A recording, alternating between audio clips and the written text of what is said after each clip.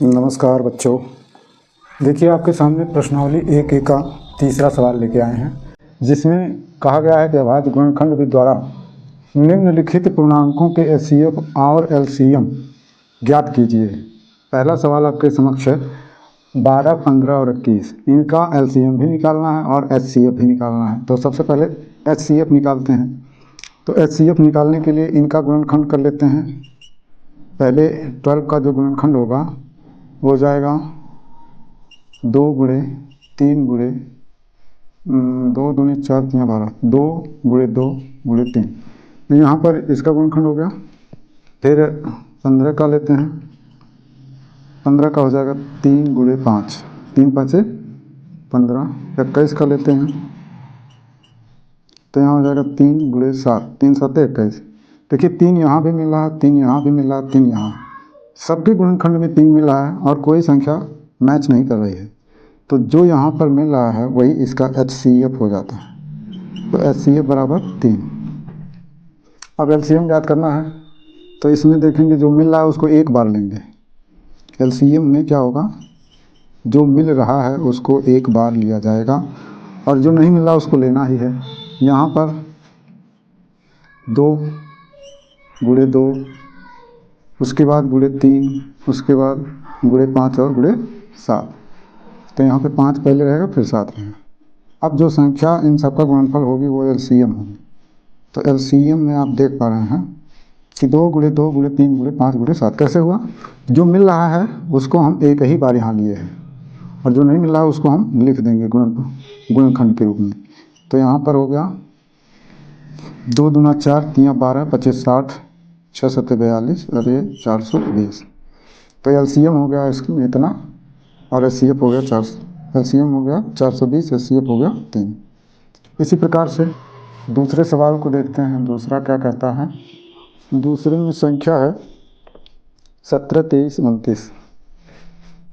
17 23 और 29 ये सभी संख्याएं अभाज्य लग रही। तो अभाज्य संख्याएं हैं, इनका जो एचसीएफ होगा उसको निकालते हैं।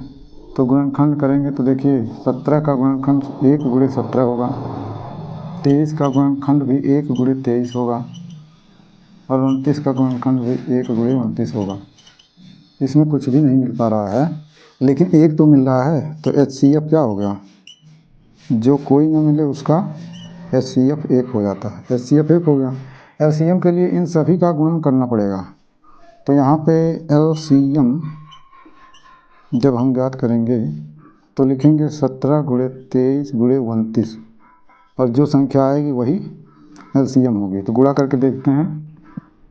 23 में 17 का गुणा कर लेते हैं। 17 3 51 के एक हाथ में 5, 17 दूना 34 5 39 391। अभी इसमें 29 का भी गुणा करना है, वो भी कर लेंगे। 9 1 9, 9 9 81 के एक हाथ में 8, 9 3 27 8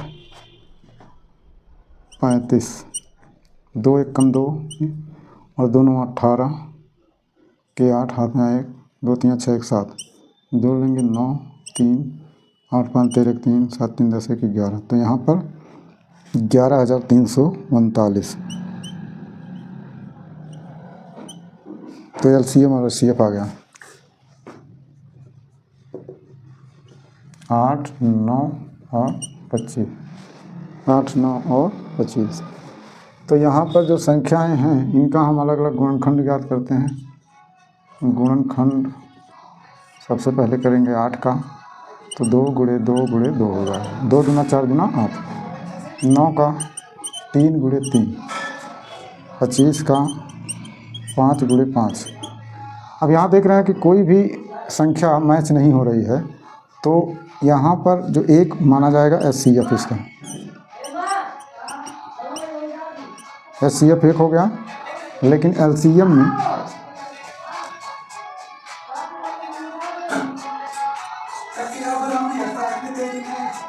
यहाँ पर ये सबका विषम संख्या है, एक सम संख्या है बाकी विषम संख्या है, तो सबका गुणा हो जाएगा। यहाँ पे कहीं कोई मैच नहीं कर रहा है। मैच करता तो एक लेते, तो 8 गुणे 9 गुणे 25।